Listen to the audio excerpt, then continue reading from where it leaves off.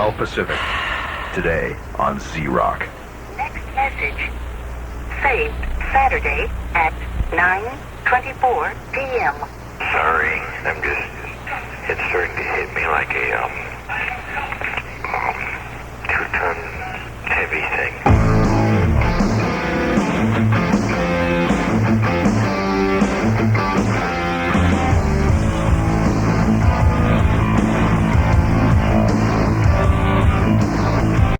Moyoc, Chesapeake, Tidewaters, Z-Rock.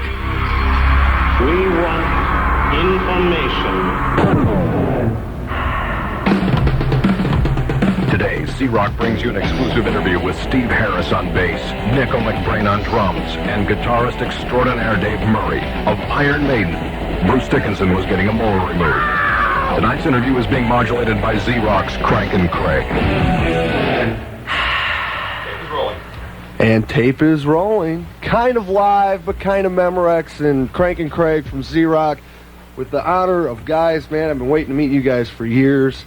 Steve Harris, bass player, Iron Maiden, most underrated, best bass player in the business, no doubt. And that's say hi, I don't know Steve. about that, but thanks anyway. I truly believe that, and I know most of the staff at Z-Rock believes that. Nico McBrain, Hi, Craig. drummer. Oh man, it's like Peace of Mind album comes out. No, new drummer. They got a new drummer. Man, Where Eagles Dare pops on. It's like, man, this dude rages. He fucking. It's tape, you know, Memorex. That's the sprite. That's the part where I edit. Dave right. Murray ripping guitars from the Maiden. Thanks. They told me I was just going to be the two of you, and I had the opportunity last night to see these guys on Bruce's final show. So what date are we in? Like in August. These guys came on stage and did my absolute favorite Maiden song of all time. It was the only song he did. Why'd you pick that? They did The Trooper. How'd you end up picking that? It's the only one Yannick could remember. Oh, okay. Because he auditioned for 4 songs ages ago, and that was one of them. And that was about the only one he could remember all of it, so that was why. That was killer that you guys did that, man. It was great. New album, that's what we're all here about. We're going to do a Z-Week around this, and I don't, when I run my interviews, I don't have like a general way of going to anything, so it's like, where the hell you guys been? What have you been doing for 2 years? Well, I spent about 5-6 months editing the Maiden England video, which is coming out in a couple of weeks' time. And basically, after that, we started writing the stuff a bit earlier. So I only ended up having about 4 or 5 months off, and Nico's been doing all sorts of drum technical things and all that videos and drum things, clinics and anything. Actually, Davey and I did something together after, as Steve was doing his video bits and pieces. Dave and I did a couple of music shows together, didn't we? That's right, yeah. And just messing around with drums and stuff. But just local stuff, like in England we did a British Music Fair, and I did a video which would be released after the tour, Iron Maiden's tour, which is for like some sort of educational drum stuff, all that good boring bits and pieces. But Davey and I did that together as well. There's a bit of music at the end of that which we did together. And, like an instructional video? Or? Yeah, just basically telling people not what to do. Okay. No, yeah. It'll be fun. The Maiden England video, that was your doing and all? Yeah, I've directed it and did all the offline editing for it. Is it from last year's tour? Or the last tour? It's from the last tour recorded at Birmingham NEC, and I'm really pleased with it. It took me ages to do, because it's like the first time I actually sort of edited anything myself, so it took a couple of months actually to sort of get used to doing it, but I'm really pleased with it. Yeah, I think that's the beauty of it. It's like from a fan's point of view, like watching the video, it's, the shots are kind of laid in. If you was a punter, everything's laid on, like you actually feel like you're actually there at a gig, and it pulls you into it. It's a kind of like backstage stuff and all that, or just like... No, it's purely conscious stuff. But what I try to do is, when I briefed all the camera blokes, I just said, look, I wanted to come across, because there was 10 different camera guys all over the place, and I just said, look, if I grabbed out 10 guys out of an audience and gave them a camcorder, that's the sort of feel that I want to create, like a real fan's eye sort of thing, really. And I'm really pleased with the way it turned out. Cool. Yes, brilliant. You feel this morning? What we had to drink last night. Yeah. I want to hear more stories about the Stinkfinger episode that you were talking about. Oh dear. Yeah, I'm Craig, the guy without the English accent. Yeah, well, listen here, I've got a broken nose, right? It's a Roman nose, what they call a Roman nose. You can have a Roman nose, it'll be Roman all over your fucking face, right? So you can watch out, because if we talk about the sticky finger incident, I shall certainly be in serious trouble. Okay. So no names are going to be mentioned. Oh, speaking of which, there's a bunch of baby Maidens on the way or something, or a bunch, or two, yeah. or one. Or I know Yeah. you're one for sure. And are you? Yeah. Both Dave and Steve, both. Yeah. Yeah. And Bruce. And Bruce Bruce, as well. yeah. And our manager, Rod. Saying something tells me something's been going on here. What is when we go into retirement, they'll take behind Maiden 2. Yeah, but the new Maiden next The thing is, at the moment, They'll they're come out all girls, so it'll be the Maiden. It really will be Iron Maiden. Iron Maiden. yeah. I have a son from a previous marriage, so we will all actually have an Adrian. He's also a dad. He's got the only, well, apart from myself, the only son, right? Dylan. So I suppose we could have the only boy in the band at the moment. He's pretty lucky, isn't he? So you were talking about Adrian Smith, Adrian? Yeah, and I have a 7-year-old son, so Okay. Steve's got 3 girls now, and we don't know whether it'll be a boy or a girl yet, right? Well, you don't. When's the next on the way or expected? Yeah, it's due November. Good. Davy's had a She's little girl. like 2 months old now. November, where are you going to be She's, then? We'll be. You're on In fact, when the Europe, date's actually due, I think we're supposed to be in Scandinavia somewhere. Oh, that's only a short hop over the water, see. So Yeah, it's get only out about an back hour and a home half quick. flight, so it's not too. See, I was bad. gonna skip all the rigmarole interview stuff and ask you real personal stuff like shoe size and what kind of shower curtains you have. And, Yeah, right. interesting things. Oh, But right, somebody said you had something in your front yard, Steve. I feel like I'm on TV. I'm looking at Steve and expecting everybody here to know what the hell I'm talking about.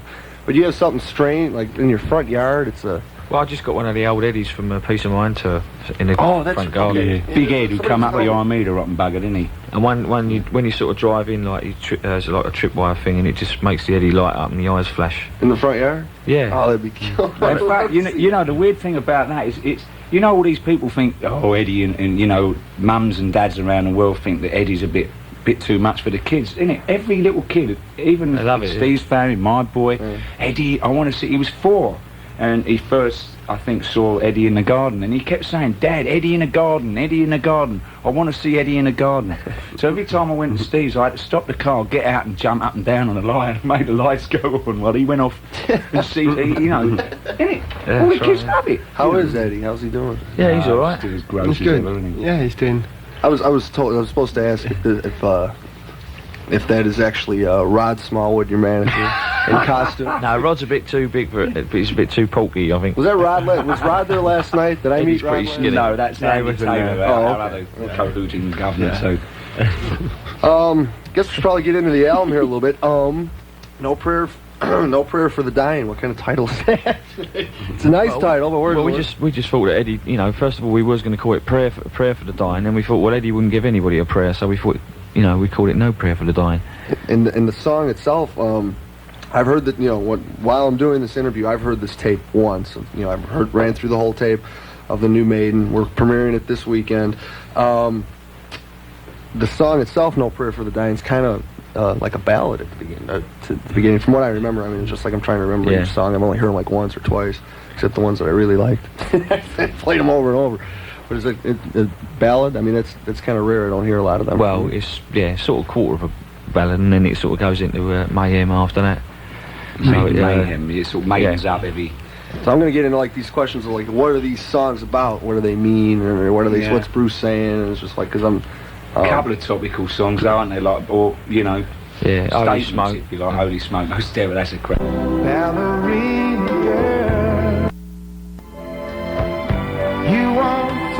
Which we had good fun doing as well. Actually, we were talking about the Maiden England video, which Steve spent 6 months editing. I went up to his house and he's sitting in front of the monitors. He's got square eyeballs. He's stuck to the chair. He ain't moved for days. Cobwebs hanging off the elbow joint. And actually, Steve, we bought a camera, a Super VHS camera, and Steve actually starred in it, directed it, produced it, edited it. It's pretty clever, starring in it. Filmed it. Filmed it, yeah. So, and it was great fun, and Steve did the whole thing with that. And I think when you see the video, we all had great fun doing it. I actually popped over to Florida while they were doing the insane bit, so they just got. Well, I suppose the best insanity is me behind the kit, and it really. Where'd you do this? And at Steve's house. Yeah, there's a lot of humour. Yeah. In this video, I think it sort of reflects the song as well. About and the lyrics and stuff, and Because I mean, you see a lot of videos nowadays, and everyone seems to take themselves so seriously. You know, they're up there and they're And just doing away. something And this is like just get away and bring back a bit of humour into the whole thing, yet still make it like very interesting at the Did you do same like time. saw in the clip on the 12 Wasted Years where you guys just kind of everybody changed instruments? Yeah, it's like that.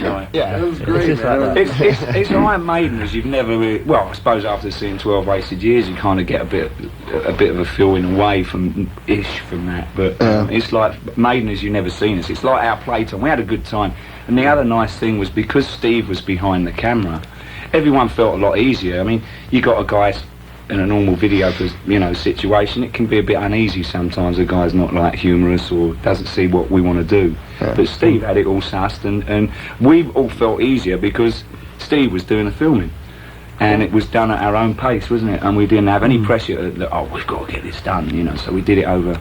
Well, how long do you reckon it Yeah, I took? just filmed loads of stuff over Couple just, of months, maybe. Yeah, well, filming it on and day here off. or there, or whenever we felt like Yeah. it.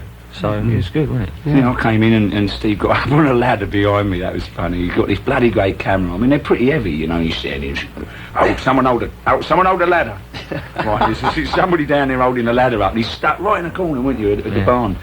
And so it's great. All the shots are just done, and it's really nice because it's all done with one camera. So you just have to do it a few times, and we had a great time, didn't we? Yeah. Good fun. I Cast filmed of Steve a thousands. bit, so the bit that he's in, and when you see Steve, I filmed a bit of That was him in the room, and then one of the guys we used the Stones mobile for No Prayer for the Dying, and Les and Mike McKenna who look after the mobile. It was Les who did the filming, wasn't it? No, it's Mick actually. Mick Was it Mick? McKenna, Oh, yeah. Mickey did the filming. Okay. Yeah, so- obviously I couldn't film myself, so Yeah. Nico filmed the stuff of me when I was actually inside the barn in this, rehearsal room, studio room, and then like when I was out in the back of a tractor and stuff like that, and It's hilarious. Mick McKenna did sort of film that, Yeah, Vicky's a fella Bella. Yeah, we did all sorts of was weird, driving wonderful himself. stuff. Like Davey was playing his guitar solo in the middle of a stream, and Yannick was playing his guitar solo in Brilliant. standing in a swimming pool. We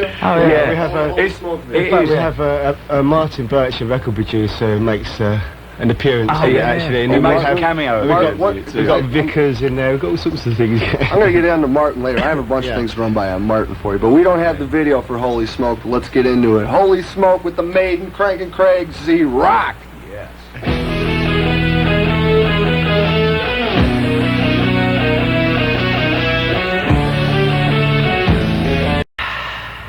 92.1 FM. Good stuff. We're on a roll now. Oh, this is the part where I could say we have these liner cards where we go to commercial breaks, so I'm going to need to have these in here every little bit. There. Well, you're listening to Z-Rock, the loudest station in the nation, so don't go away. Carol Burnett, Robert Urich, Jane Curtin, Richard Mulligan, and the Golden Girls. There's only one place to find this much star power, and it's on NBC's Comedy Saturday. It starts with the new hit Parenthood. Then Jane Curtin is single but working it out. Next, the Golden Girls, Empty Nest, and Carol and Company. Finally, Robert Urich stars in American Dreamer with Carol Kane. It's the new golden age of comedy. It's NBC's All-Star Comedy Saturday. Martin Mull for TGI Fridays, the American Bistro, where right now we're having our very big pizza and pasta party. Botchko, creator of L.A. Law and Hill Street Blues, presents television like you've never heard. On Z-Rock. This is live on Memorex, so we have to hurry on this thing. I'll go around the table, and then you can explain what Martin Birch, their producer. If you check on all their albums, he's got a little name that they throw in there in the meantime. But also, I want to ask you what is your favorite song on that album, and we're gonna pop that in also. Does that sound good? Start with Dave on Killers. Martin Headmaster Birch. Oh right, I can't remember that, but is there Martin Farmer Birch? I can remember. Farmer was on Number. Oh right, okay, I'll tell you that one, know because that one? yeah, That's I One remember. if you like. 'cause I It's know the because, in fact, one day he came into the studio and he had fucking big pair of wellies on. And it was just like a farmer, and it's it was sort of rubbed off from there, really, straight. So it's funny, he'll come in and, he'll do something unusual or something a bit out of character, and we'll go, there's your nickname for the album. It's amazing you guys kept with it. I mean, you've had the same guy all these years. Yeah, well, I mean, he that's just rare. he captures our sound. I mean, you know, he captures our feeling in the way we're feeling at the time, you know, which is really important. And he don't try and tell us what to do with our songs. He don't try and tell us to change the arrangements and this, that and the other. He gets the best out of us. So what's your favourite song on the Farmer album, Dave? On the Farmer album, Green Acres, actually. I do that one. That's what you had on the heavy metal version of Green Acres is what we've done on the new video, eh? That's actually, yeah, that's right. No, the Green Acres was what you had on the golf course when you stepped on a rake. That was Green Acres.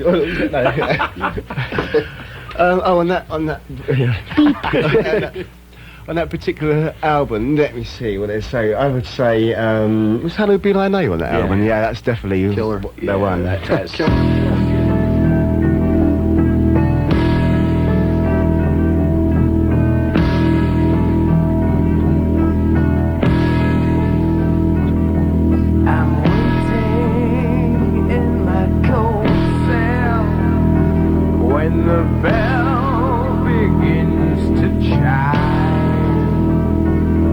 Reflecting on my past life, and it does.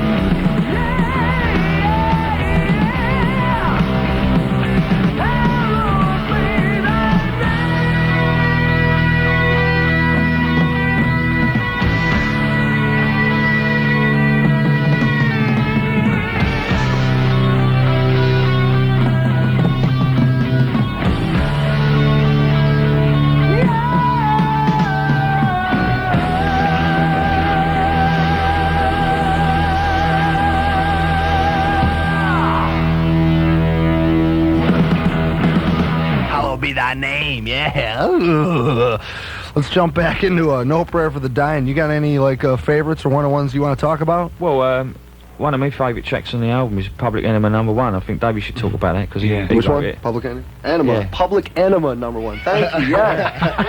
I'm just looking at this. I saw, okay, that's a misprint. Somebody at the record company made a joke. That's funny. That's great. Public Enema #1. What is this? Well, actually, Bruce wrote the lyrics. Bruce actually wrote the lyrics to that, you know, and it was something that where I sort of had pretty much the music there.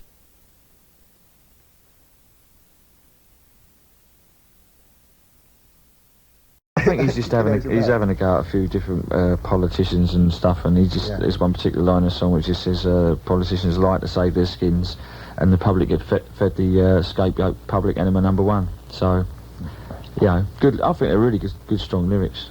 I mean, the title was a bit over the top, but I thought it was a misprint. I really did. That's the humour of the band. I was like talking to Schnapp at Epic. It was like cute. Yeah, they're playing with you. It's like, Enema, are you sure? Are you really sure?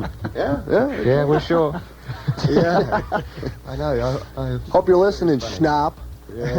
Try one on for us while you're out there, mate. Well, let's check it out, man. Let's do it. Public Enema #1 on Z-Rock.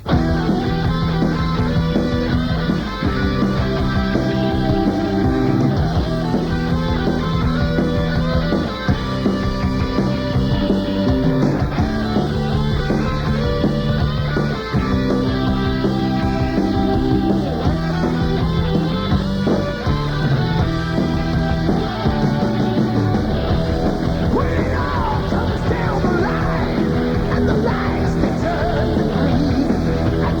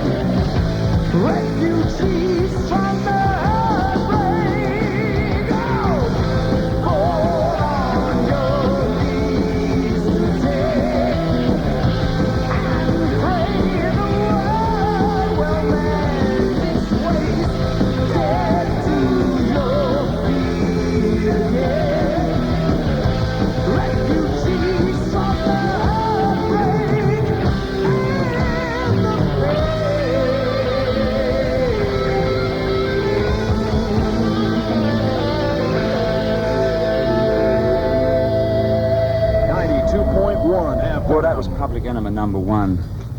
Yeah, that'll do. All right. I'm terrible at this stuff. I can't do these. I mean, you sit and talk on radio, you know, but it's funny, isn't it? When you've got to do an ID. When you hear this, it really kind of throws you out, doesn't it? Yeah. It's a sort of left field job, you know. Yeah. Anyway, don't forget, folks, you heard it on Z-Rock. Y'all come back now. Y'all. Actually, I could tell you. Nico, the one bald monster. That's right. I was walking down in West Virginia. I told Harry this story the other day, and there was this like a major, you know, like a high school band with all the drummers and the brass and the little birds twiddling them various things they sling up in the air, right? And I thought, I have to stop here and have a listen to see what they're like. So I got out of the car with the wife and my nipper, walking down. This geezer's got all the drums around him, you know, and he's going, "Here, hey, ain't you Nico McBrain? It is you." And I went, "No, Zaz, just looks like him." And this guy's gone, and he sort of scratched the top of his head and he sort of followed us as we walked down the road. And then he's got, "Yeah, you're him." This is in West Virginia in the mountain country, you know. And he said, "Yeah, you're him." He says, "You're," because I wanted it to be a sort of a mountain accent, but it came out more like a Cajun New Orleans. "Yeah, that just looks like him." And for you folks in Charleston, West Virginia, forget the last thing that was just said. Thank you. We have a station in Charleston. Oh, great! Listen, man, I'm initiated to being a mountain man. I went there 4 years ago and went four-wheeling with my father-in-law, and we got about 1.5 miles from the house. He lives in a place called Crawley Creek Holler in Logan, West Virginia. Wow. And this is the back of this is mountain territory, right? And we went four-wheeling about a mile and a quarter, 1.5 miles. We went out, he showed me the persimmon fruit off this tree. You kick the damn thing, all these little berries drop off. So if you're ever stuck in the middle of the winter, you know, you can get sustenance. So, tried this. And we got back to the truck and the damn battery was flat, so we couldn't get the truck started. And we were right on the top of this mountain, man, over a mile away. And I had these, you know, dress shoes on, boots, you know, like not actual cowboy boots, but I wish I had. So I had to hike down the mountain, like about an hour and a half. It took us about an hour to get back down this mountain.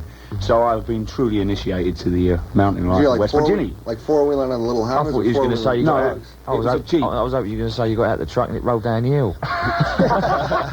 Thanks a lot. I thought you end up chasing it down the hill. Was that a hobby? You got a hobby like that? I mean, that's the first time I'd ever been four-wheeling, actually, in serious sort of terrain that you do four-wheeling in. I mean, this guy's weaving in, he said, "This is a road."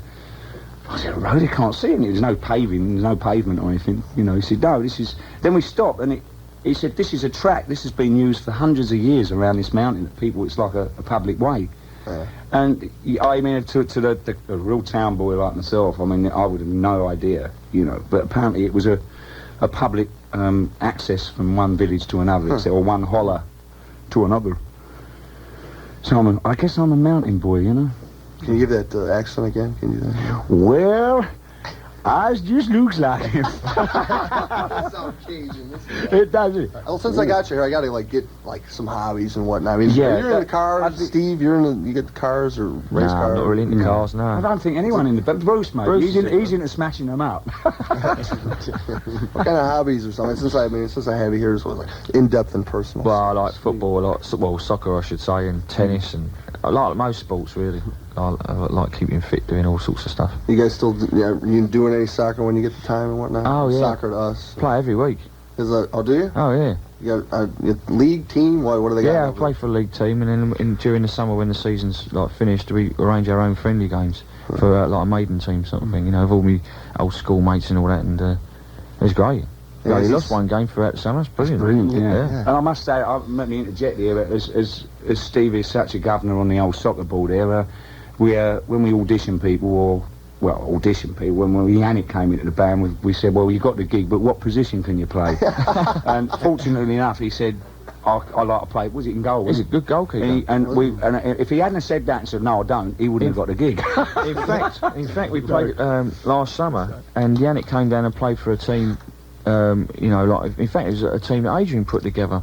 Some of Adrian's mates, and Yannick played in goal, and we drew 4-4. And I tell you, if it weren't for Yannick, we'd have had about 10 or 12. He was brilliant. But of course, the problem is he can't play in goal when we're on the road in case he does his fingers up. Yeah, so that's what happened to me.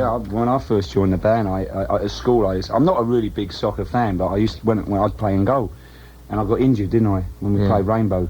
Richie Blackmore's roadie did me a number on the back, and he kneed me. He was full tilt, and I turned around after the save, and he split a vertebrae in my back, trapped a nerve and all that. I wasn't well for a couple of weeks on the gigs, and we were on tour, so it was pretty dodgy. I mean, we got through it okay. So Rod and Steve said, look here, you know, we can't have you damaged, especially your hands, and you know, drummers, you know, that's the most important thing apart from the feet.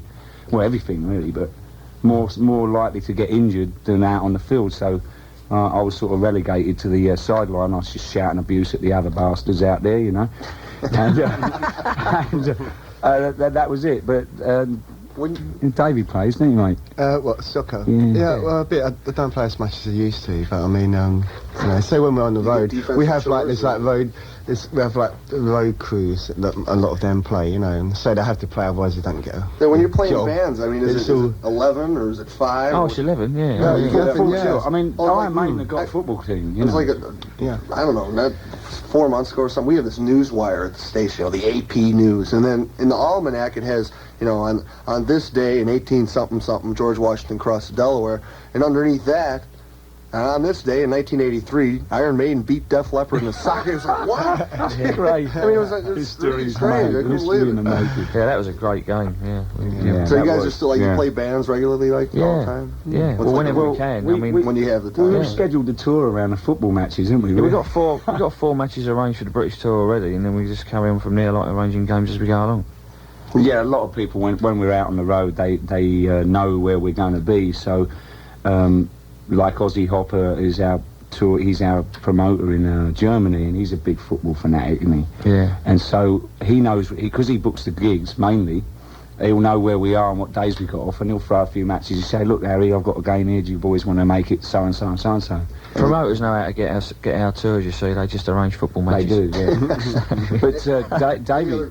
Any other bands, or is it just on the 4 you have arranged? Are they any bands this time, or is it? No, not. But usually we play just local teams. Oh, I mean, okay. unless there's a band like, you know, available who can play, you know, sort of been off the road for a while or whatever, you know, or sort of playing around. So, I mean, when we played Rainbow, they were actually recording in where was it? Copenhagen, wasn't it? And we was playing Copenhagen, so we just arranged that, you know. So And Leopard were in Germany when we were. That turned out. that's all right. Yeah. Dave wants to say. Dave's got something. I was just like, you know. Oh, No, we were talking yeah. about sports. Davey's in an avid golf player, so Yeah, that's I was still on the hobby subject somewhere, wasn't I? we kind of Yeah, got we into do. soccer. Or Yeah, we put in, you know, in fact, Nico and myself both play golf, you know, and Big golf deal. Big yeah, golf fans. it's or- great. It's fans, great. yeah, good. I mean, especially on tour, it kind of gets you out of the hotel. Aren't the courses as well, over you there know. a bit different from here or something? No, the courses are the same. They're all Are they bloody the same? difficult. Yeah. No matter where you are in the world, the golf courses are. That's right. In fact, Some are better than others. the last time I went out, the best 2 balls I ate all day was when I stood on the rake.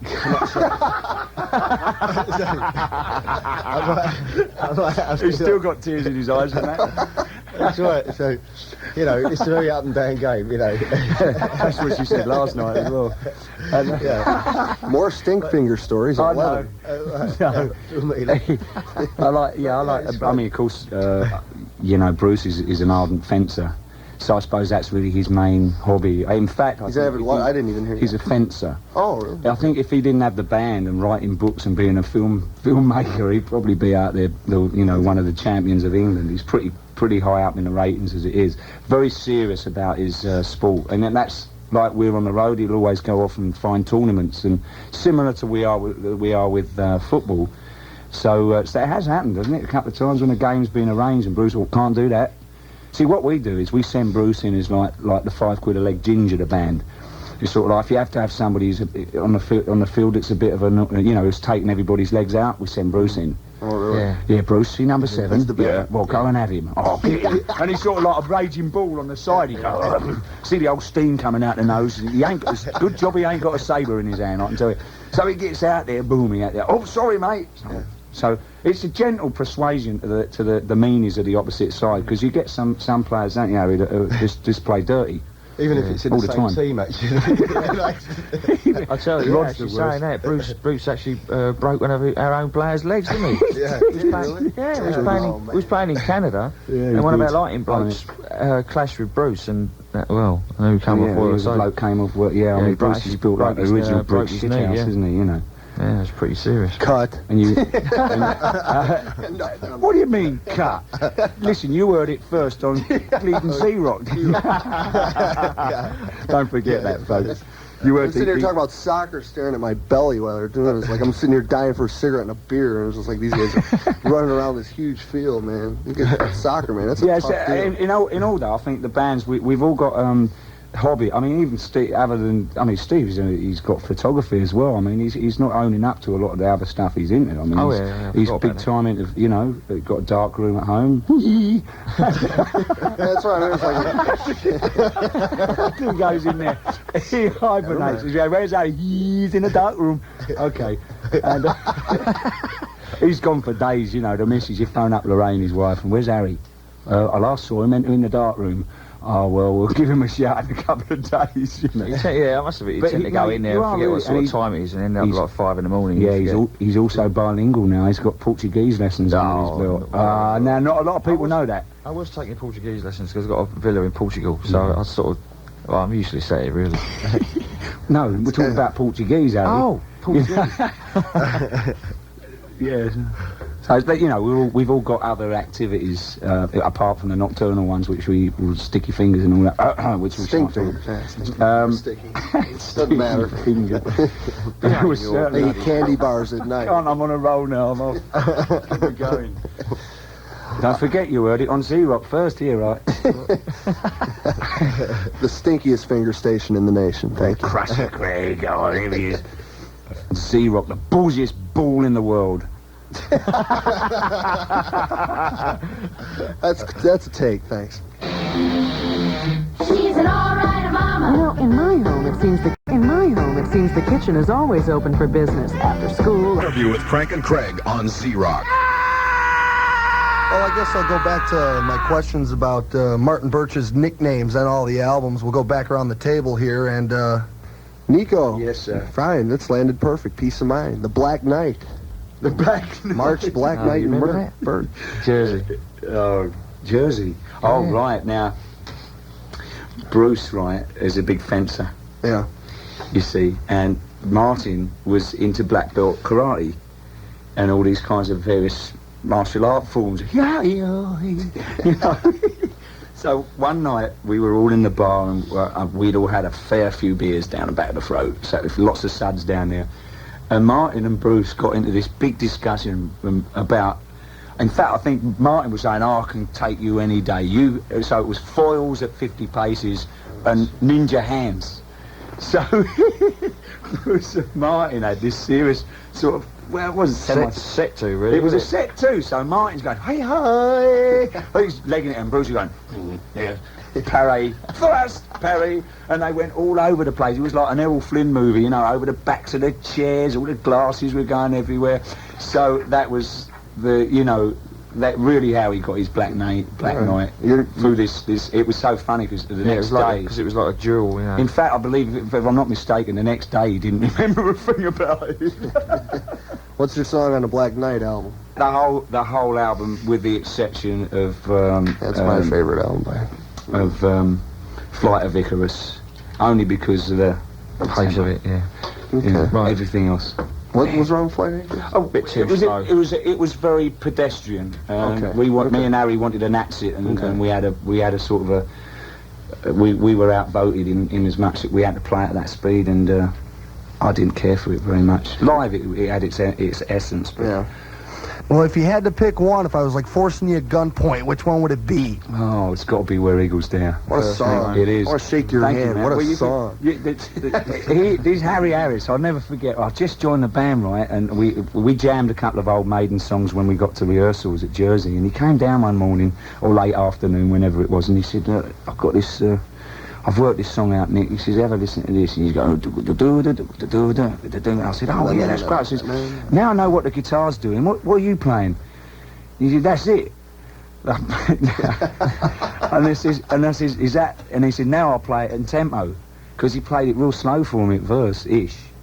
And he said, what kind of drumming are you going to put to this track? And I go, give me a couple of days, Harry. So... We sat down, didn't we? And we slung everybody out the dressing room, or out the rehearsal room. And he sat, and he had this drum part in mind. which was it actually was very similar to what I actually ended up playing. And he tried to explain it to me, and he couldn't really explain. He got on my drums, right, and he started. I'm not a drummer, I must admit. Fucking right, you ain't. And he's got up on the kit, and he's going, look, and he's going, do, bat, tick, kung. That's kung's the bass drum, everybody out there. You can't see me. I'm sort of right hand on the eye, tick, and he's gone, no, wait. And he started giving a drum lesson at the time, and I'll get this right, he's gone. So we took about an hour and a half, I think, before I actually said... That's what I was trying to do, What he wanted to do. Now, of course, it's a triplet fill from the bass. Do-do-do-ba-ba, 1, 2, 3, da-da, 1, 2, 3. So I thought, I can't leave the bass drum with just I could make it very on the sort of quarter beats or the eights and go, you know, bit disco. Yeah. Well, as you know, Maiden are not anywhere remotely like disco, so I that's where that bass drum thing came from. And then he said to me, he said, look, Nick, being you're the new boy in the band, the new blood, he says, we want to do a big drum intro. So I said, piss off then, and I'll get this together. And he went away, and I worked this mega feel out. Do you remember that? Yeah. And it was a massive, monstrous feel, and it took me ages. It was sort of... He's come in, he stood there, he said, right, let's have a listen. And I went, no, right, here we go. Whatever, and he's gone, say it, arms crossed, he went, no. And I went, oh, all right, he says, too busy, Nick, too much. So we finally worked a babbly-doo-doodle, and he said to me, how about this? And that was actually Steve's, the bibbly-boodly happy, and he went, hibbly-a-boodly, happily-boodly, happily-boodly, clonk. And I went, okay. English translation, look in your dictionary. English translation is hubbly-bubbly. Anyway, that was hilarious. And that was my first song with the band. Then we went in the studio and recorded. And so, okay, having said that, and that was all the album was out the way. I was really fired, and we knew we had something happening there. Come along to gig time. He says, "What we're going to open with then, Harry? Where Eagles Dare, Nick?" And I went, no, look, don't do this. He says, "You're the new boy in the band, and you're going to do a drum solo as well." I went, oh no. So I had that. You know, and some nights I'd come out and I was all over the shop with happily, it was all over the shop. And some nights, mad bizarre, isn't it? I know we're here to do the new album, but I'm sorry. That's great. I want to do this song. I love it. It was my very first, you know, and I'm sure Yannick, when he came down, I remember actually sort of relating that, because the same sort of thing, if you like, identically, almost happened to Fian, because you know, I actually was not in a group. I'd just finished work with Trust and I was hanging about in the band. Jan wasn't doing anything, so he all of a sudden was asked to be put in to this. I mean, Maiden then to me was mega. But we're not going to open the actual tour with him playing the guitar. So No. But the thing was with Nick when he first came in. I mean, he had to open the tour with his drum fill, which is just get up cold onto the kit, and just like the first thing the punters hear is like his drum roll, and he's shitting himself. But you know, we ain't going to do that with Yannick, so I mean... No, that's the difference. But the thing is, he had so much... he was putting us right into it, and afterwards he said to me, "Pinch me, it's like a dream." Yeah. I still don't believe this. And, you know, when we went to the bar and we did the... He protects you well, too. It was like last night I was trying to get some, some dirt. I even asked you, Dave, about it. I was trying to get a little bit of dirt last night. He said, I asked you. A little dirt, like pop out him, surprise him with. He's like, I don't know nothing. No, well, ask him next year. But man, he'll still give you the same answer. Stinky finger. I want to do Where Eagles Dare, man. That song rips. I just you've been sitting here told the whole story. It's just like, let's do it. Where Eagles Dare from Peace of Mind on Z-Rock.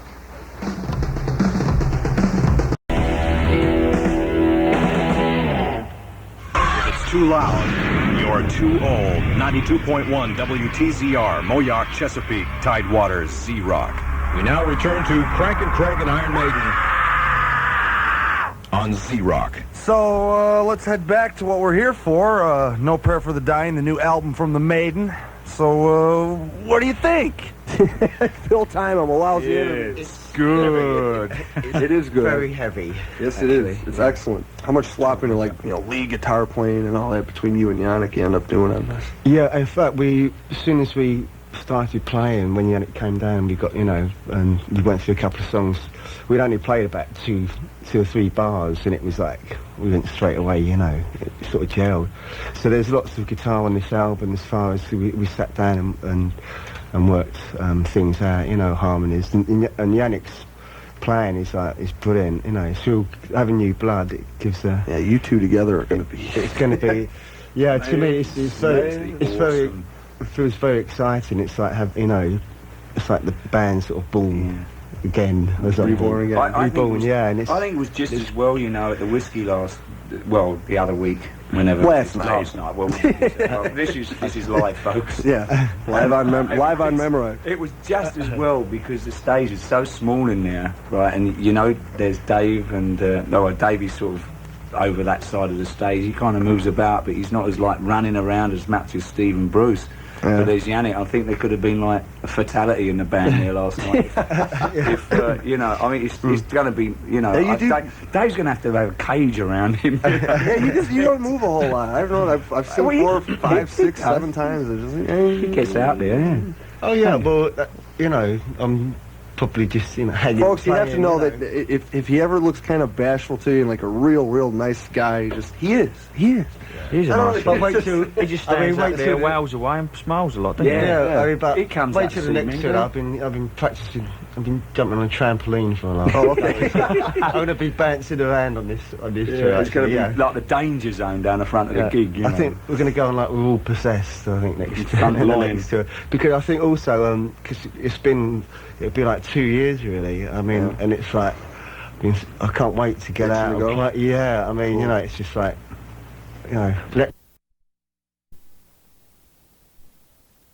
differences. People split up, and that's in the press, and that's it. Yeah, and it's, then rumors go from there. You don't know. Truly, what happened? Yeah, I mean, he went away and did his solo thing, which he'd had a burning desire to do for over the years. And I think he just realised that, he really liked that more because when he came back to like working on the new stuff with us, you could tell he just really wasn't sort of into it, and we sort of had long talks with him and everything about it, and we had a lot of sleepless nights over it, all of us, worrying about what was going to happen.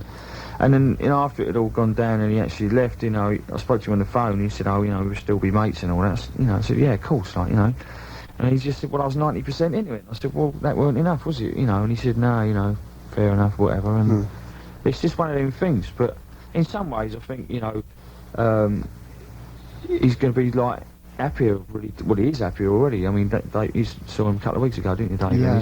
He's a lot happier doing what he's doing now. Yeah, I mean, he's writing songs and stuff like that, and he tends to put a band together. And I think because musically it's the kind of direction he wants to go. For like his solo albums, it's sort of material that actually, deep down he really enjoyed playing. You're going to miss him as like your guy, the two of you just... Well, we're still... a lot of years under the bridge there. Yeah, no, but that doesn't affect, our friendship, Oh, no.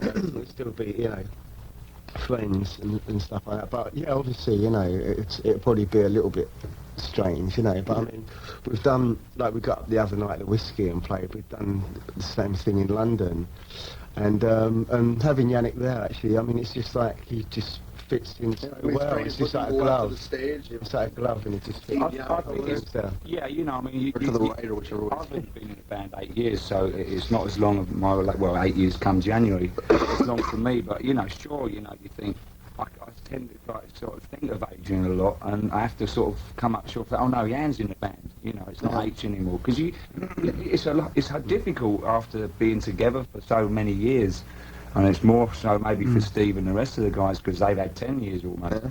In that respect, the missing of him was, the kind of in your mind that, yeah, he's there in spirit in a way, But Yannick, as a player, is totally, it's awesome. It really, I mean, classic word. It's awesome. The playing and the energy. It's and like, the bundle energy. Yeah. We came out of this year. Hiatus or whatever you want to call it, and we had this serious fire up, the three of us. We got in the studio. I mean, Bruce was was into it, but he had just finished his solo project. So he'd been involved playing and singing songs and that. In that, Adrian had done that as well.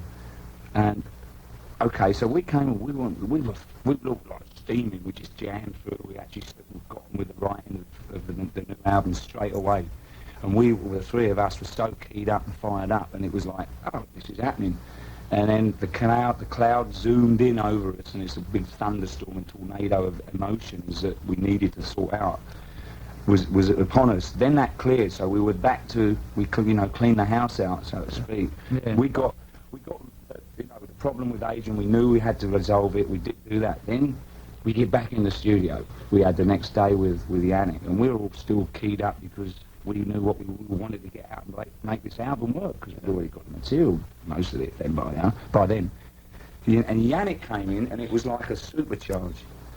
You know, it was just like your turbo, you're kicking in your sport mode, and we just, I think, to be honest, that's where it inflects in this. Although Yannick didn't write anything on this album, his input wasn't in writing, it was his energy.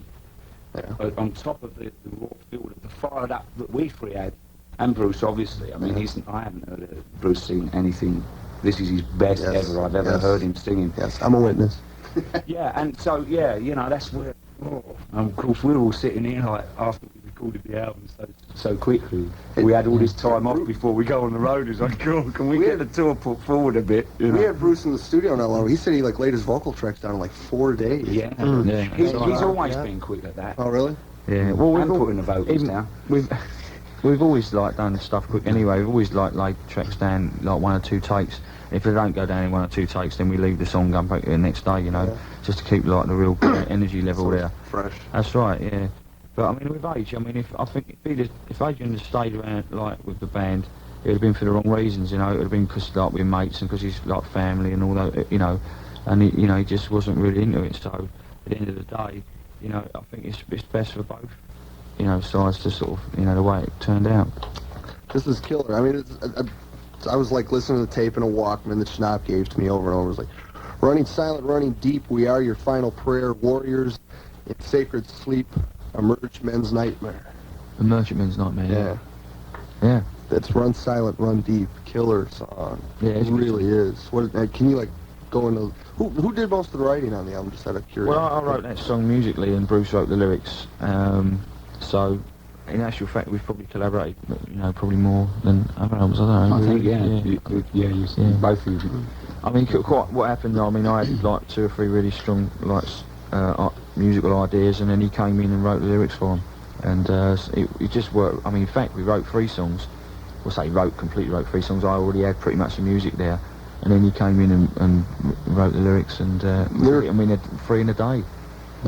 Lyric-wise, can you go into elaborate what the song's about a little bit? Submarines, that one. Yeah, he was going through a very deep period there. He'd been seen Red Hot Tales. I don't know. That's what I was going to ask. You guys did any movie songs? He wrote those lyrics a long while ago. He did. Yeah, I mean, we were thinking about using them on the last album, but when I actually sort of came with this bit of music this time round, the lyrics just fitted really well with that piece of music. So it worked out really well. He'd seen, I think, The Boat. Remember that movie? Oh, yeah. About 4 or 5 years ago, we were on the road, and it's a very, very good film. Yeah. It's very, very intense. Yeah. It's just called Das Boat. Yeah. Boy. And he was raging about this film, wasn't he? It is a good film, I've seen it. I've got to write, it's inspired me. And he was really into a submarine phase with that. I think that inspired him in a thought then. And he was talking about one day doing a song, something about around that sort of a submarine crew, I mean, obviously, dive. Yeah, well, also he did dive, but I mean, that's a tongue-in-cheek, stink finger, period. Don't forget you heard it first. Don't get any Z's, right? You don't get any Z's on Z-Rock because it's too loud. That's why. Now let's play the beautiful ballad "Run Silent, Run Deep." The Maiden from No Prayer for the Dying on Z-Rock.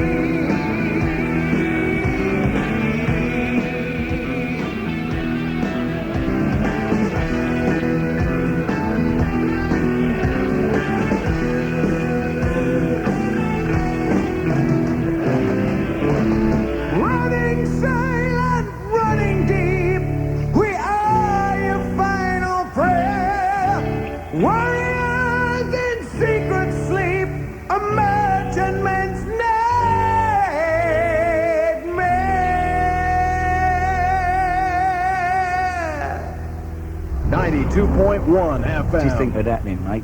Huh? What did you think of that one? Oh, yeah. Yeah. You just listen to Run Silent, Run Deep, and you ain't gonna get no sleep, because you just heard it on Z-Rock! Sorry, now I've got that off my chest. Why do so many people depend on Alka-Seltzer? Alka-Seltzer works fast. Our tour of the Orient with Crank and Craig and Iron Maiden on Z-Rock. We're back live on Memorex, and recording time. I mean, how long after? I mean, Bruce took 4 days. When, like you and Yannick doing this for the first time, how long did that?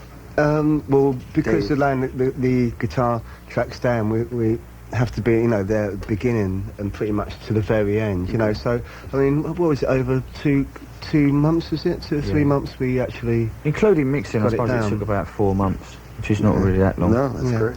But I mean, we don't like to mess about anyway. I mean, drive us mad if we're stuck in the studio. We've never taken more than 3-4 months to do an album from completion. That's starting writing rehearsals through to the mix, and it's been put on the table.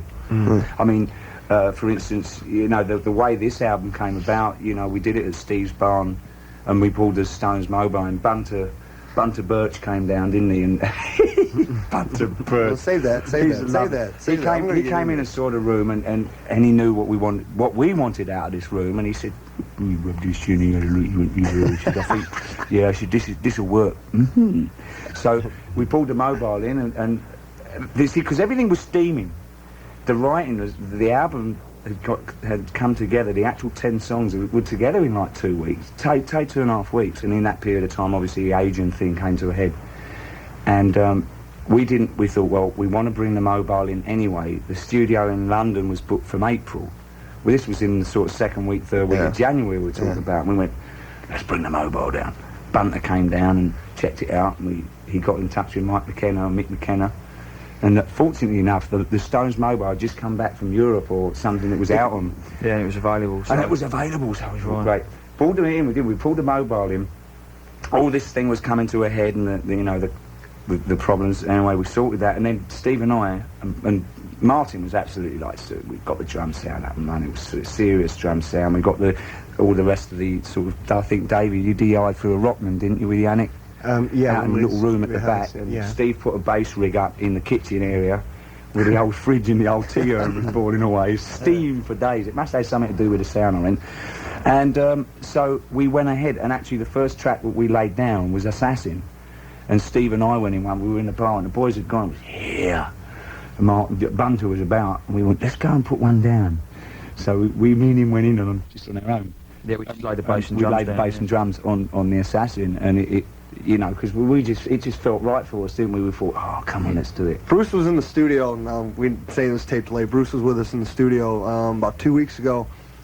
While you're recording the album, do you have your own farm that you did this on? It was a barn, yeah. It's not my own farm actually. There is a farm that surrounds my place, but the barn is just like an old 16th century barn. Okay, and I'm kind of naive to it. What is the Rolling Stone? What is that actually? Well, it's quite a famous old mobile unit that's been used for recording like classic rock bands like Deep Purple over. In fact, Martin Birch recorded the Machine Head album, I think, with it, didn't he? I think it was Rolling Stone Mobile.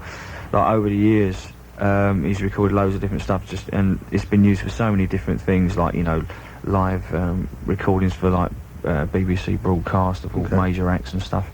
And we actually recorded the Maiden England video with it, the sound for that, and then we just pulled it in and used it for this album. It's quite ancient, really. I mean, if you walk in here, the gear looks really old. Really? Yeah, you wouldn't think that you're going to get. But the sound is really good, That's right. Actually, we used that on the Hammersmith gig too, didn't we? I think we did, yeah. On the Live After Death, there's only on the album is the fourth side is Children of the Damned and a couple of other songs. That we actually recorded at Hammersmith with that mobile. So we've used it quite a lot, haven't we? Yeah. And it did Donington for In actual fact, I think some of the Hammersmith video stuff off the 12 Wasted Years, I think the sound from that was with the same mobile as well. Were you guys around when Bruce was laying down his vocals at all? Were you there? Oh yeah. Because Steve's there all the time. He was saying that he would have to stop for a tractor or something. The farmer would be out there. Yeah. Well, the thing is, it's not soundproof because we didn't want to change anything because the room is such a good sounding room. We didn't want to start baffling it all out and everything and changing the sound. So if you, I mean, very rarely, but if you get a plane go overhead or something like that, then you know, you would be able to hear it, or a big like tractor going by, you know. Farmer John down. But lucky enough, it's a private road, so there's not like a lot of traffic goes by or anything. Cool. What's Eddie gonna be? This on the what kind of cover? What's Derek? Is that his name? Derek Riggs. Derek Riggs. Is it what does he have in store for us? Well, we can't really say too much about it because it's a bit of a surprise. But I mean, he's looking pretty fierce and sort of rotting, really, basically. Yeah. As usual. Doesn't look very well. He's a rotting bugger. He's a rotting bugger. Any movie tunes? I mean, it was like the hell am I thinking? Quest for Fire and here's another. We couldn't write any lyrics to that one, though. Huh? Because there was no talking in the film. So. No, but Quest for Fire. I'm trying to think of something else. Where Eagles Dare. Where Eagles Dare. Thank you. Other than to Bring Your Daughter, I was like, is anything movie related on the album or?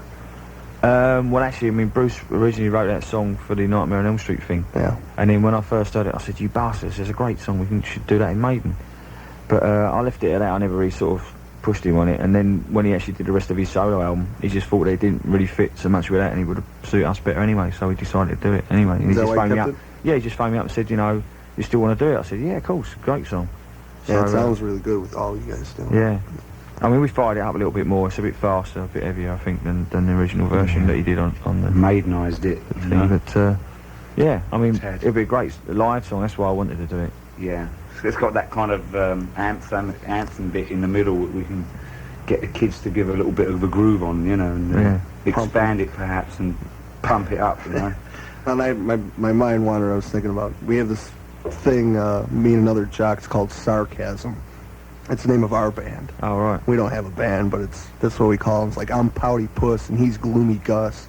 It was just like, I was thinking when you were talking about Sidney Gussett on lead guitar. The part where getting the kids to pump was like, yeah, and I was like, yeah, we banged our fist. We had a good time. We were really rocking. I mean, that's what we do. The whole thing's like this long running bit. But anyways, I got off. I was trying to think of a place to tie that in. But Bring Your Daughter to the Slaughter. Dave Murray, Nico McBrain, Steve Harris of the Maiden here on Z-Rock.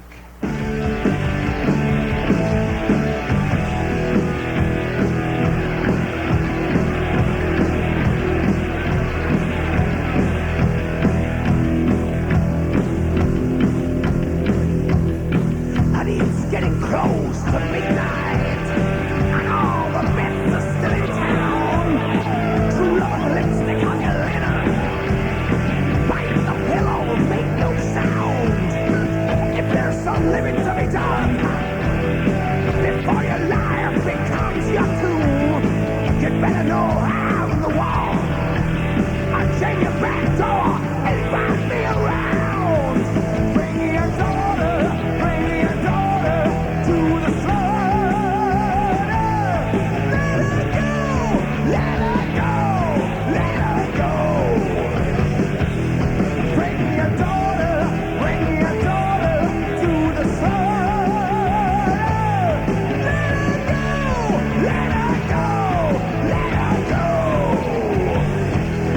let her go. Let's try that again. Iron Maiden? Excellent!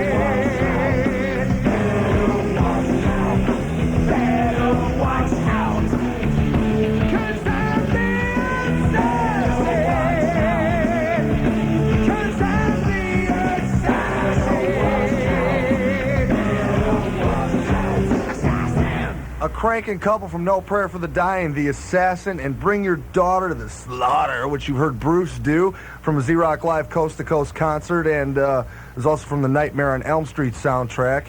Did like Bruce's tour or any of his plans like interfere or anything? Yeah. When he went off? Yeah, it did. We were pissed off because he's been out on tour for 2 months. No, the worst thing was because we brought the album forward so much early, you know, like, and got it finished so early. Normally we go out on the road like within about 5 or 6 weeks after we finish an album, and because we sort of scheduled a tour for September, we couldn't really bring it forward anyway because like everyone goes on vacation, like, you know, in England like August time.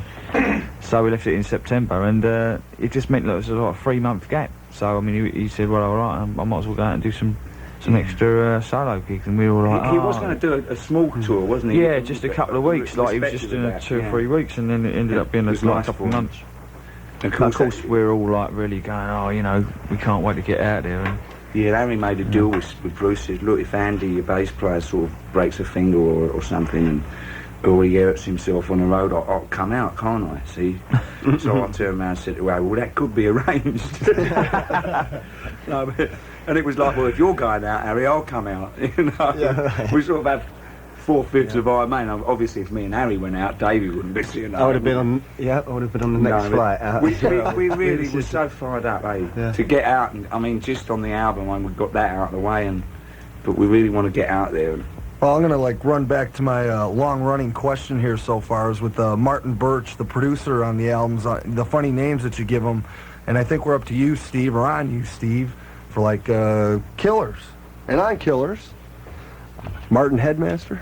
yeah, well, that was the first album he actually did with us, and so he was sort of cracking the whip, and you know, sort of almost. We said we thought he was sort of getting down us on a few times, and we thought, well, maybe it'd be better with walking around with a mortarboard and a stick, you know, and just like cracking out the old instructions here and there and the other. So that's what we nicknamed it, Headmaster, because he was getting, you know, like saying, well, you know, winding us up, and like if we didn't sort of get a track down like how we wanted, or we was getting pissed off with it or whatever, he'd say, right now I'm going to come out next, if you don't get it together, he's going, I'm going to come out with Plan B, and we all going, what's Plan B? B?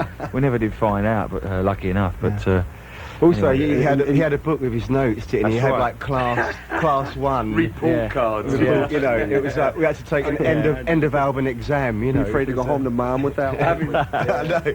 That's about 100 lines. Failed you know. again. Yeah. What's your song on the Headmaster album? I'd say Rothschild.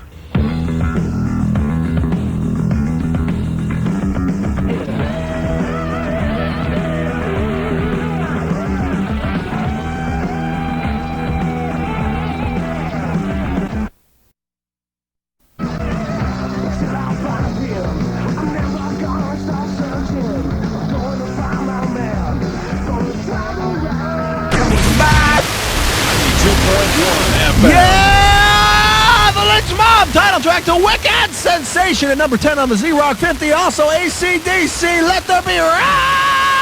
How'd you like your crotch set on fire? No thanks. Z-Rock, America's most dangerous station! Chose to ignore pain, didn't you?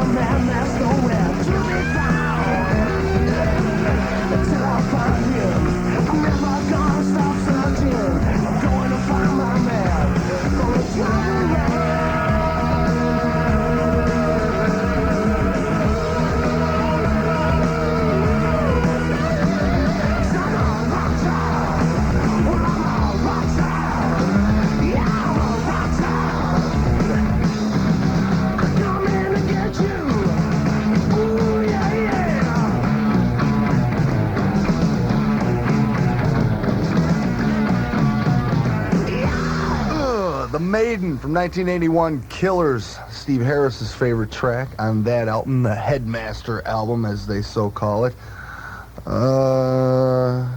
Can we get into the label change?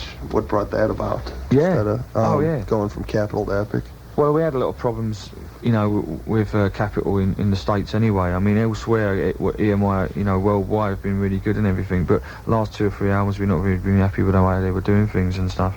And they just didn't seem very sort of fired up about anything, you know.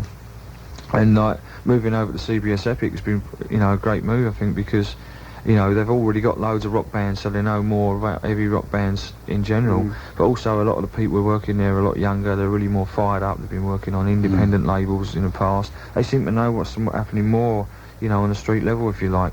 And you know, there's so much more encouraging. You know, when we go in there and we're doing interviews and stuff in there, they're all really so much more, you know, running about and fired up. Not just working with us, but like on, you know, with other bands and stuff. And it just seems to be a really positive move. I mean, it remains to be seen what'll happen, but you know, definitely seems like a, you know, good way to go. We've done a couple of days of promotion up in the East Coast with Epic up there, and also this and the past couple of days here, and we've been introduced to their people, like Concrete people, haven't we? Yeah. And they're very, very positive right across the table, and just into the band, as Steve said, a lot of fan sort of stuff there. You know, the guys have been people that are actually working with the product, are fans of ours. I can't see selling something if you're not. Yeah, and the retailers. It's pretty, well, all I basically think is that we feel a very positive feel from these guys, and you know, that's half the battle. I mean, we weren't getting that feeling with Capitol. It was like, oh well, you know, there's another Maiden album, and yeah, we might be able to do this with it, you know. I think sometimes when you've been with a label a long time, people can get a little bit complacent. They just think, oh, you know, there's another album from the band, blah, blah, blah. But, you know, it's just, that's not the way to be. I mean, you know, but I suppose if they're not totally into it, it's just difficult to sort of get into it. But, I mean, now these guys seem to be well into it, so, yeah. Not to totally slam it, we had the new Poison album came out, and they never sent us a copy, ever. And so we had the Unskinny Bop, or the name of the song, so we had Unskinny Bop weekend. Did not play, would not play it, refused to play it, and say thanks to the folks at Capitol Records. Oh yeah, you know, I suppose there you go. That's the sort of. We've got to take a break, so Dave, if you want to say this. Okay, folks, you're listening to Z-Rock 24 hours a day. Or concert. You heard it here. Or concert. You heard it here first? You certainly did. You certainly heard it here first on Z-Rock. Martin Mull for TGI Fridays with the question on everyone's lips, what is the Mondo Combo? Should you call home to warn them? No. The Mondo Combo is Friday's tasty appetizer plate. Fried zucchini, fried mozzarella, and toasted ravioli that's free when you order 2 of our special Italian dishes at participating Fridays. It's all part of our very big pizza and pasta party, or Festa. TGI Fridays, the American Bistro. 92.1 FM. Juggling is my life. Soccer practice, Girl Scouts, piano lessons, food shopping, and new shoes for Joey, and that's just Tuesday. She's a one-hot potato. So how do I keep it all going and still get a good, nutritious meal on the table? All right. I serve my family meatloaf, carrots, and a ride of crinkle cuts for dinner. The kids say I do the best balancing act in town. 'Cause when it says all right, it's all right. You've heard about it. You've been waiting for it. Now, it's here. Terra Thunder with the ultimate in stage clothing, costumes, theatrical makeup, and wild wear. And Terra Thunder's out to dress you up with a grand opening sale that'll keep you coming back for more. Saturday from 10 to 7, get a phenomenal 30 to 50% off everything. Terra Thunder here with a full line of lip service, Ben I Dangerous Threads, all that glitters, Nietzsche and SK, and every bit of it is on sale Saturday 10 to 7. Terra Thunder dresses the stars. You know they have the wildest look. Now you can have it too from Terra Thunder. And if they don't have exactly what you're looking for, Terra Thunder will custom make it for you.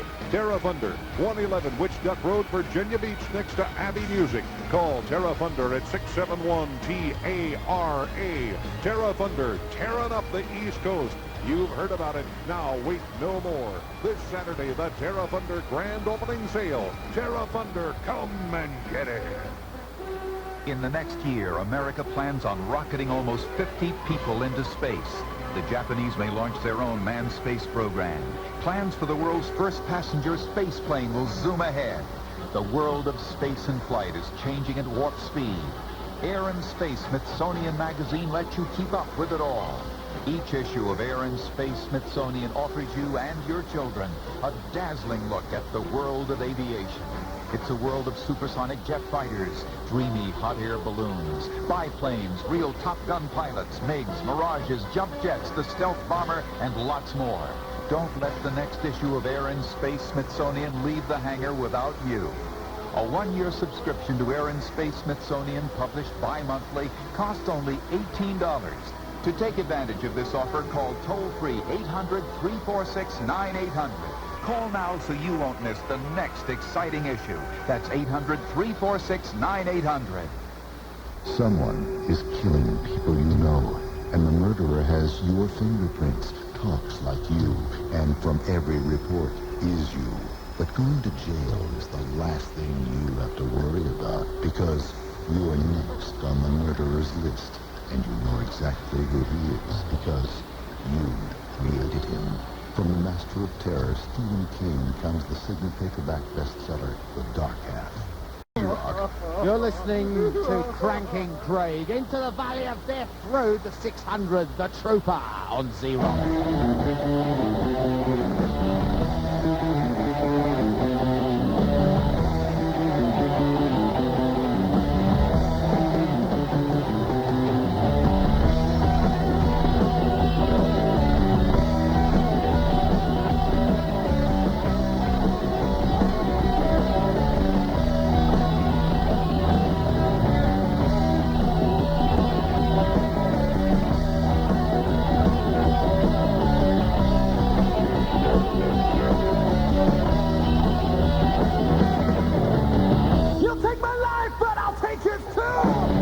You fire musket, but I'll run you through.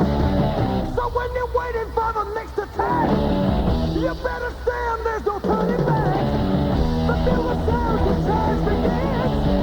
But on this battlefield, no one wins. The smell of icy smoke and heartless breath, as the virgin into sudden death.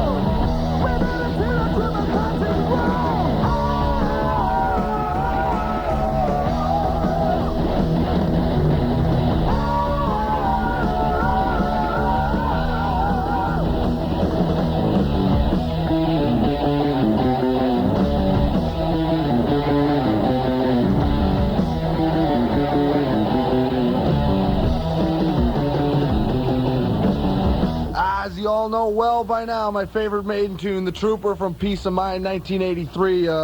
Let's get back to No Prayer for the Dying. Hooks in You.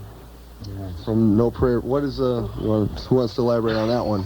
Well, actually, Adrian wrote that, musically Adrian wrote most of that, and Bruce wrote the lyrics. And when Bruce was house hunting, he went into some place that was a bit strange, and they had all these, like, sexual things, hooks and things hanging off the ceiling, and that's basically what he just thought he'd write something a bit sort of tongue-in-cheek or tongue-in-bum about that, really. This house was rather bizarre. Yeah. Where was this? This was in Chelsea. In London, yeah. Chelsea, wasn't it? Somewhere? Yeah, somewhere like that, yeah. And, you know, he said it was a dynamite house, beautiful place, and you went in the bedrooms, all these weird hooks and things hanging. Was it hooks in the ceiling for that well-hung feeling? They call them swings. I can't think of the name of those swings. Bimbos, perhaps? No. You sit on the... Oh, never mind. Yeah, it's a bit bizarre. And at the time as well, there was a... remember Alan, there's a policeman friend of mine in London, and he actually was, at that same time, he was investigating this case in Hampstead of a guy, a faggot that got done in. And he had all these pictures of this guy hanging from hooks with his testicles in a fishing hook, and they were pulling him up. And so the sort of stories kind of, they weren't related to the same house, it wasn't anywhere near, you know, the same like that, but that period of time, so I think Bruce hearing the story and seeing this at that particular exact same time, he thought, right, I'll have a song about that. Although the song is actually about a girl, really, yeah, but it's more sort of tongue-in-cheek than anything. Yeah, it's not totally serious. Hooks all of a sudden were appearing everywhere. So, ladies and gentlemen, more tongue-in-cheek stuff from Iron Maiden. Hooks in You on Z-Rock.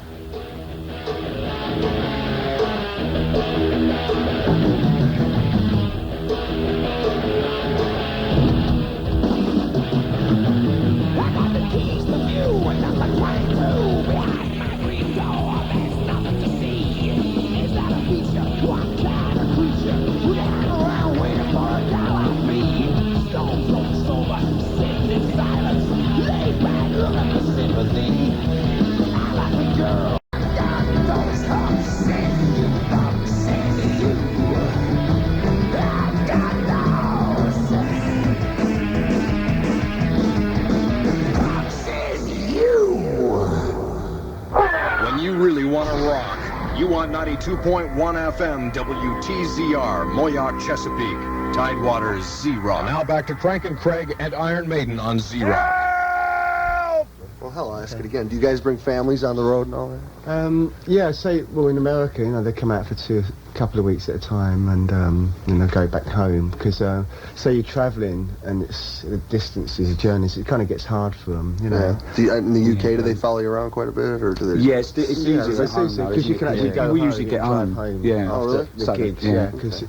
Yeah, distances ain't that bad, so, I mean, it's not worth taking the family. We used to just drive home after a gig, and then you get a day off and stay home, and then we drive on the day of the gig, the next one. So they're like, you know, a couple of hours drive here and there, you know what I mean? It's such a small country. But like, over here, I mean, I used to take my family on the road with me, but now my oldest one's at school, I can't, because obviously, you know, she can only come out on vacation, you know. The No Prayer for the Road tour, right? That's what it's called? Oh, yeah. Is it? Yeah.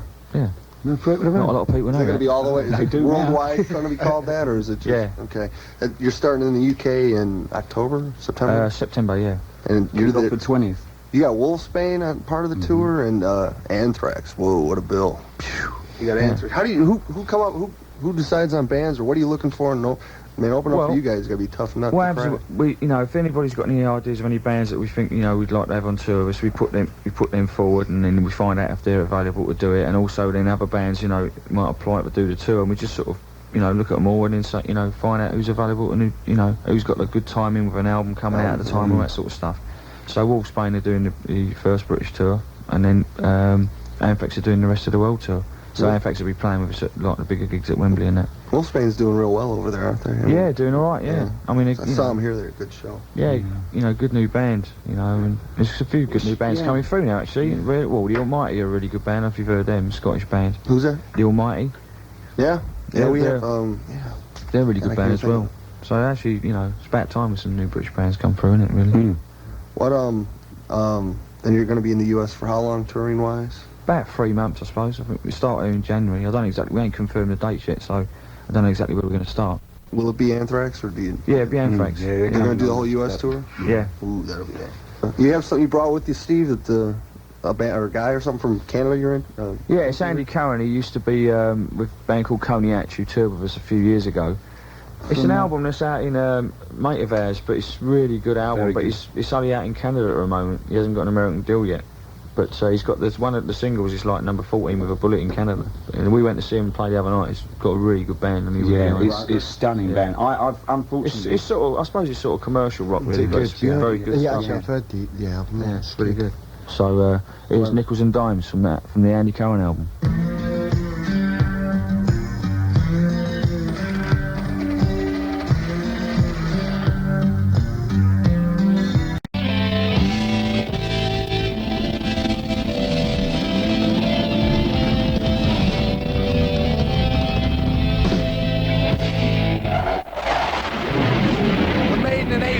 From Power Slave, which gives me my corny tie-in back into No Prayer for the Dying. Tail Gunner, ripping, ass-kicking song. You can't say that on the air, man. Yeah, you can. All right. Yeah, you can. My airways, anyways. It's killer. Is it part 2 of Aces High or something? Yeah, I suppose it is a bit lyric-wise, it's a bit of follow-on from that. I wrote the music and Bruce wrote the lyrics, and I think he particularly liked the bit where he said Cologne and Frankfurt have some more. That was he sung that with a bit of venom. He did. Yeah, it's I don't know. It's just a bit of patriotism, I suppose. Yeah. But hasten to add, we probably won't be playing Germany on the next tour. But no, we were kind of worried about and we weren't really. We thought, well, some people might kind of get offensive about it, but I shouldn't.